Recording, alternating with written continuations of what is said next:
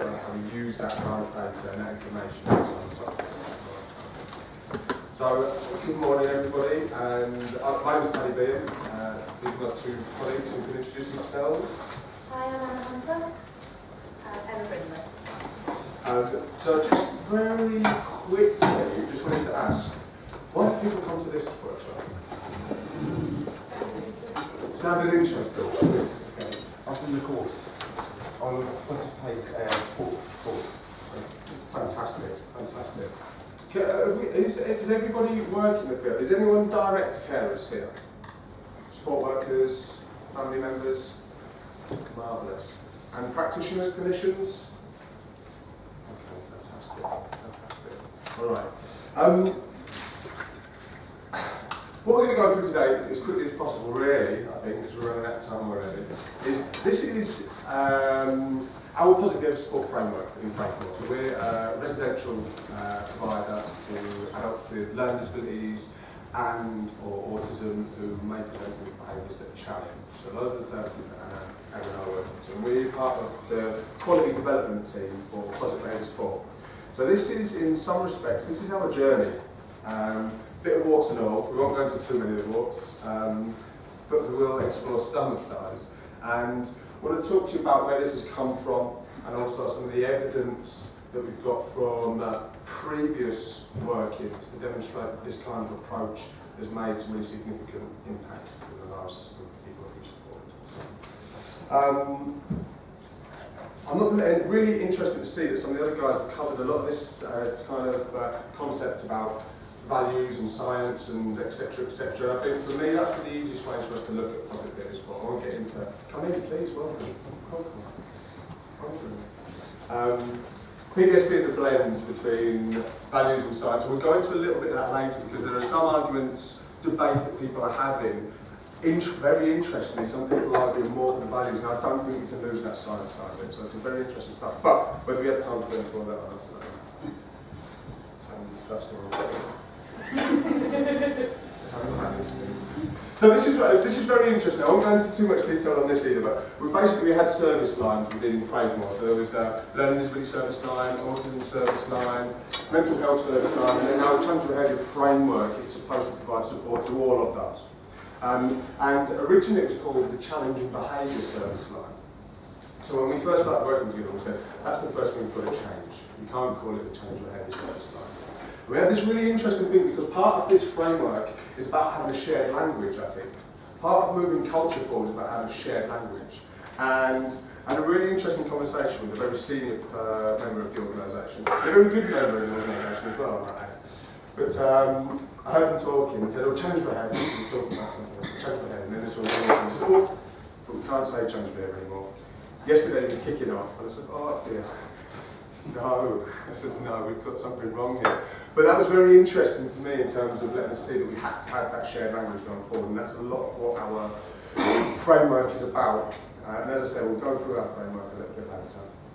But also one of the nice bits is hearing our Chief Operating Officer, very high up the rankings, explaining to some staff at a conference why we weren't using the term change behaviour. It was all about focusing on the positives and understanding the function of behaviour. So it's a revolution, we call it, in our organisation. It's a revolution, and we're trying to get people excited about joining it. It was important for us, I should have added actually, this is the presentation that we went and gave to our services. We've got a different slant on it for you guys today, but these are the exact same slides that we used for our services and for our staff and for families, etc., etc. Just slightly different. So it was important that we touched on the causes of challenge behaviour. And I won't go into all of those, genetics, physiology, learning, history and the environment, because there was very much, and still is in many areas, that mentalistic kind of viewpoint in terms of why people are doing things, and very much that focus on the challenge behaviour itself rather than these other areas. And that was one of the first things that we needed to look at. So Carl's very eloquently gone over a lot of this stuff already this morning, but for me, and again for us when we were starting the revolution within our services, it was very important for us to talk about the evolution of PBS, I think. And it's, as I said at the start, I've been involved in some really interesting conversations with people.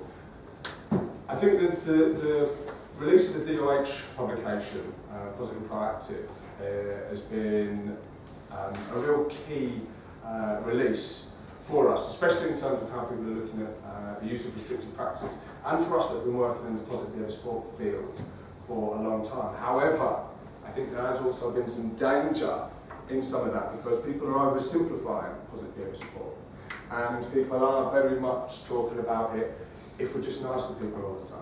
That's positive behaviour support. Now it's really, really important being nice to people. Really, really important. But that's the positive side. Without the behavioural, the analytic side of it, we will only get so far. So I think it's very important, and it was for us when we go around explaining this in our services, that this is where this stuff came from. And it came from the experimental analysis of behaviour, moving on through to the applied behaviour analysis, and then we ended up in these debates about person-centered planning, PBS, ABA, all that kind of stuff. And I was sitting next to Sarah Wakeman, and she went, "We should just call it on the same, shouldn't we, today?" Well, yeah. We shouldn't spend too much time debating, I think, with regards to what it's called.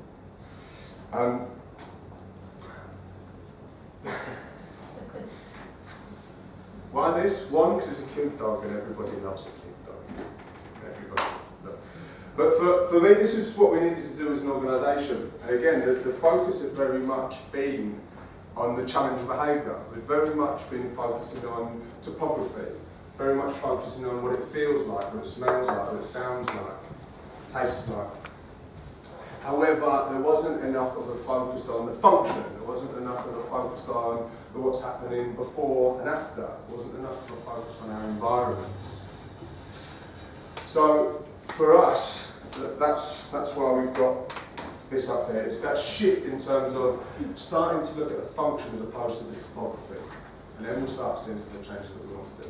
But also, I'm going to do this a lot. I'm going to name drop a lot, not because I'm trying to show off, but because none of these are my ideas, none of these are new. I think we've got enough research out there, we've got enough evidence out there. I don't think we need a lot of the new stuff, actually. We need to be doing a lot of stuff that's already out there. And I remember listening to the great Peter McGill, and we should do a bingo of this. If anyone can figure out how many times I name drop, there are sweets on the back, right? You can have control of the sweets when we enter into the group work, right? So keep a track. But Peter talked about the prevention of challenge behaviour. That's one of the things he talks about in terms of developing environments. Can we prevent challenge behaviour from development of environments? And for me, that was a real pivotal moment in terms of my approaches. And Peter, similarly to some of the conversations people have been having already this morning, I remember speaking to Peter and saying, I'm slightly confused about what you're saying. He said, how many good behaviour analysts do you know? How many good positive behaviour support practitioners do you know? How many good people do you know? And I was thinking, I know loads. I know loads. He said, why haven't we cracked this yet? Why haven't we cracked this yet then? And for me that was a real, just as we were mentioning in the last presentation, about developing this on a much wider scale. So for me the thrust of the work that we're trying to do in Craigmore is about creating those capable environments, and it's much wider. The individual work that we do with people is very, very important.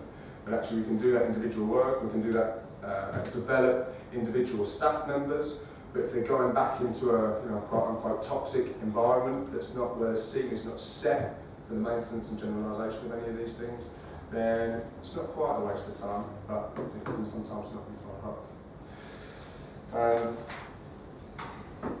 So, for us, this is one of the ways of looking at it. People will be familiar with the Kaplan and Wheeler assault cycle, or the time intensity model, or whatever everyone wants to call this. So, in some respects, some of the services that we've been a part of and working in, and certainly that I've been a part of when I was a sport worker and kind of coming up through the ranks, with regard to this assault cycle, the typical capability of services is there's these low-level areas sometimes. These low-level areas. Degree of escalation and some of the recovery supporting the depressing phase of that. And again, taking a very functional approach to understanding this. Why is that? We needed to look at the setting events with regards to why we're in that position. And very often we're looking at things like high staff turnover, sickness, lack of training, lack of quality leadership, etc., etc., etc. So that's one of the areas that we need to look at, and we'll go through. We won't touch on all of those today, but we will mention them. Like I said, we're going to go more into the data systems we use in terms of how we evidence outcomes.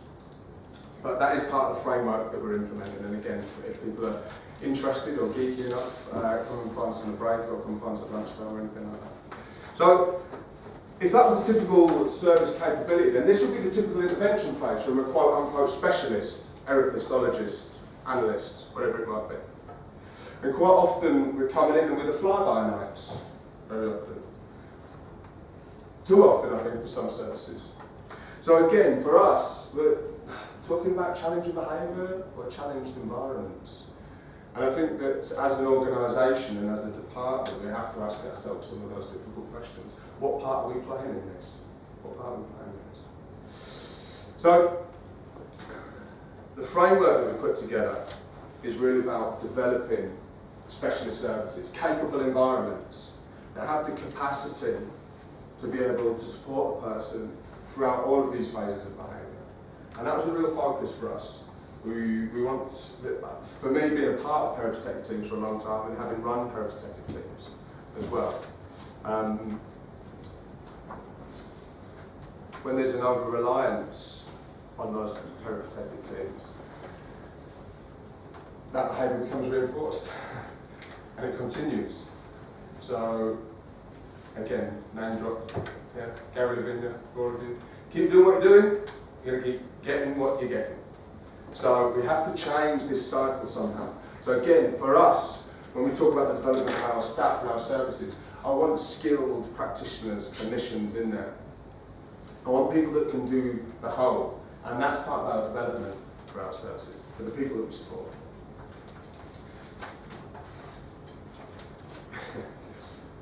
Again, I won't go through all of this, because Carl must have seen some of my presentation before and stolen some of the slides, etc. But very much along this model, behaviour being functional, and also, as we say, it's individuals that behave, but individuals make up services and individuals make up organisations. And for us, we have to take the same look, I think, as a team and as an organisation. We have to have a look. What are those setting events that are the setting events and triggers that are leading to those behaviours that we find challenging? And the amount of times I sit in meetings with folks who are talking about certain staff teams being the problem. But again, we have to look at where this is coming from. We have to be analytic about why are we continuing to enter into these situations? Why do we keep getting back to these spots? So, very much what we do with our staff in terms of the training, but also very much in terms of how we're trying to shape the behaviour of our organisation is looking at those settings, triggers, actions and results. Using that kind of simple terminology to get people to look at that, to understand the function of those behaviours that we're finding challenging, both on an individual level, service and organisational level. And again, I'm not going to go into too much detail on all of that because Carl's been over some of it this morning, and I think it's going to be more useful for us to spend some time breaking out and going through the tools that we're using.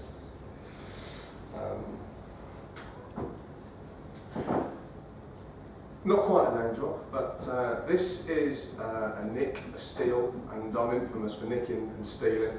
As I say, I don't think there's enough good stuff out there. I think we can all share it. And in this time of austerity, we should be recycling anyway. So this is directly, or not quite directly, lifted from Cooper, Heron and Hewitt. But the white whale, as any of you behaviour analysts will be very familiar with. I've still got back problems. But I can't remember exactly which paragraph this is from, but it talks about behaviour analysts. So behaviour analysts are dedicated to improving the lives of the people they serve by changing socially significant behaviours. Behaviour analysts measure behaviour. I won't go through it, you can read it. But again, for me, I hear this term all the time, specialist services, specialist services, specialist services. And I said to people, well, what makes you special?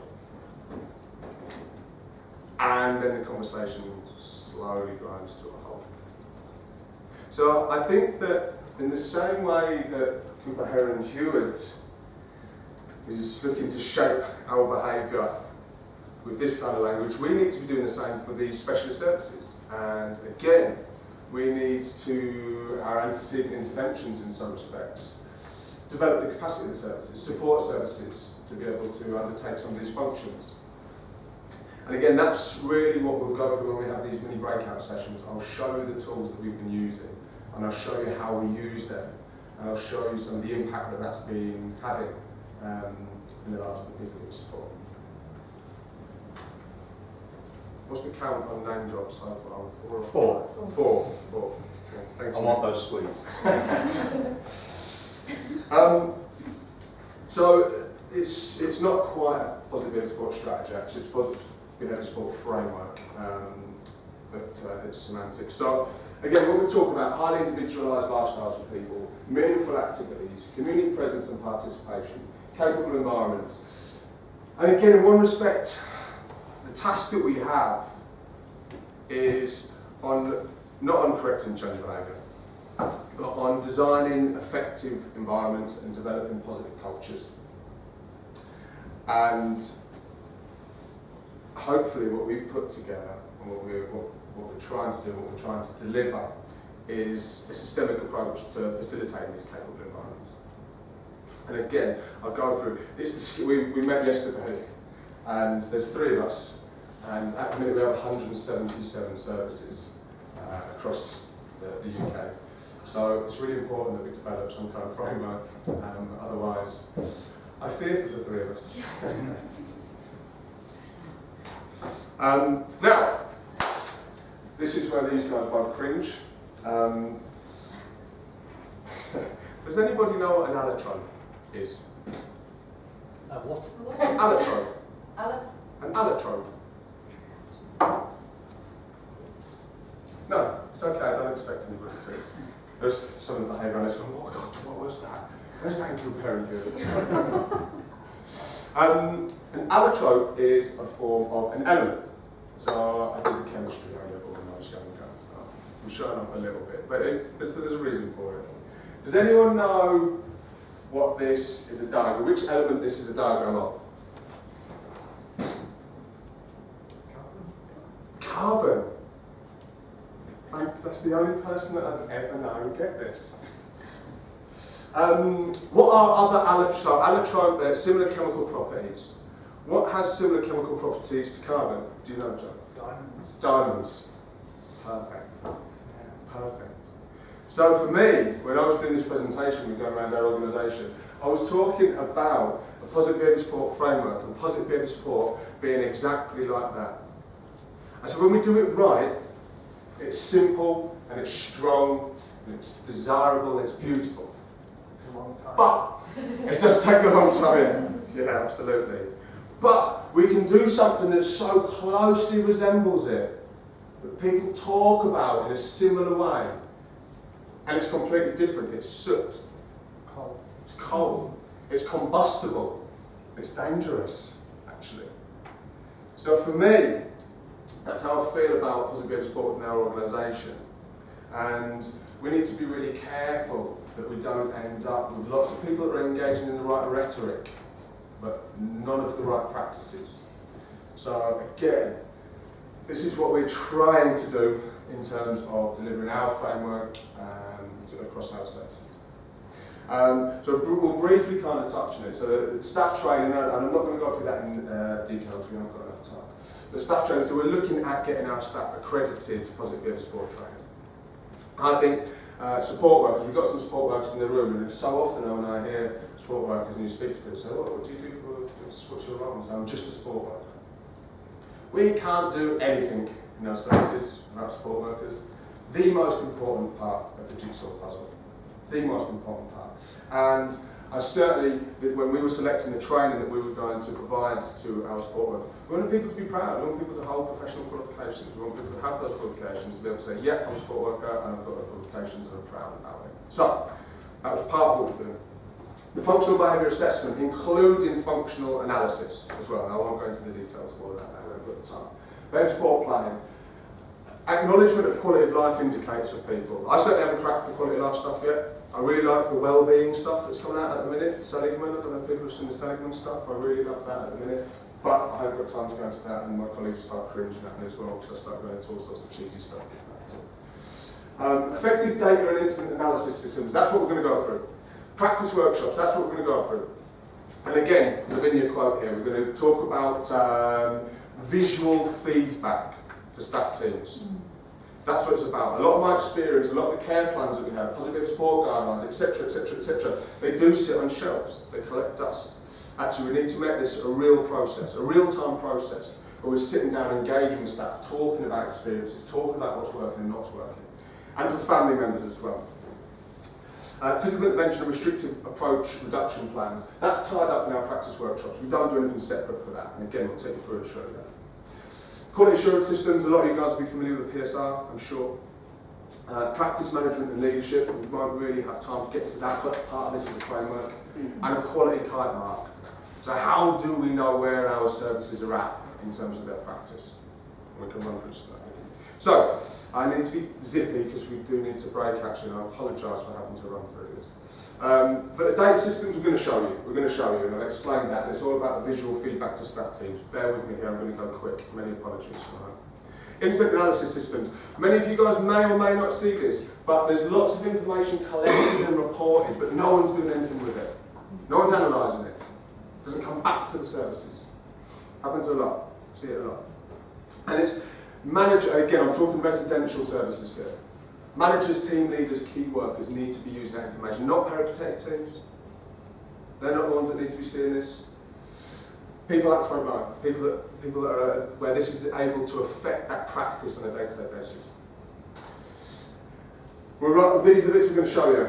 Our logbook system, incident report form system, serious incident debrief, and how those collate and come together in a practice workshop. And I don't have time to run for this as well, but I had some people that are much, much cleverer than me, looking at how we get all of these systems onto tablets in services. So it takes a lot of the man hours away in terms of getting this data on there, translating it, etc., etc.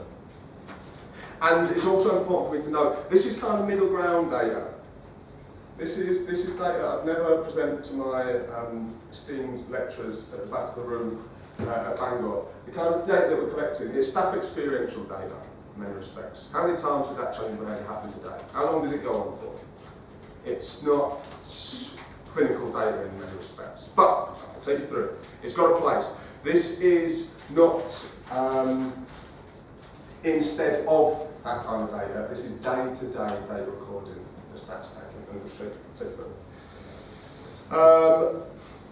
Again, sorry we haven't got time to go through this, but for me, physical intervention and restrictive approaches reduction plans ties up in the practice workshops. Don't set reduction targets, it becomes about people chasing targets.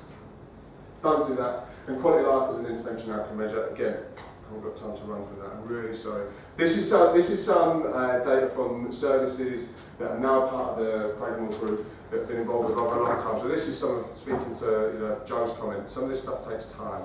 There are very little quick fixes with some of the adults, I think, that enter into our services. So this is real data that we got from that logbook system. So we look at change behaviour, restrictive physical interventions, PRM medication, and activity totals. Again, just a quick glance, you'll be able to see that these are clinically significant outcomes in respect to that data. And organisational data comparisons, absolutely significant outcomes for the people that we were supporting. So, I would like to dwell on that more, but we don't have time, so I do want to break out and do this. But before we break out and do that quickly, I just wanted Dave Allen, there's another name drop, sorry guys. But Dave Allen, in his 2007, which I think was the guidance, the build guidance on reducing the use of restrictive practices, I think I can start on it.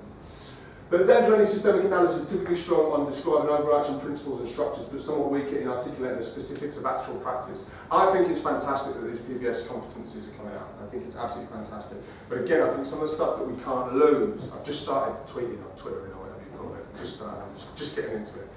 And people were talking about skills building recently on the recent PBS Twitter chat, and I only came on late, because I often do for things. But I said about rapport building. I said about rapport building, and I think that's one of the most important things that we can support our frontline staff to do. This is about relationships at that level. It's about relationships. And we can get so caught up and lost in a lot of this stuff. We've got to remember that fundamentally, minute by minute, hour by hour, it's about the relationships that people have with other people. So, we're not quite going to finish, but we're going to break out into the groups. We need to roughly try and get it equal, but there are fruit pastels here, who don't go to this group. There are, what have you got on your table, Carl? Starburst. Nick, what have you got? Oh, there's nothing here. It's midget gems. Midget I've gems. never heard of before. Artichoke. So, roughly, if we can try and balance, get rough round each table, we'll just take through some of these systems.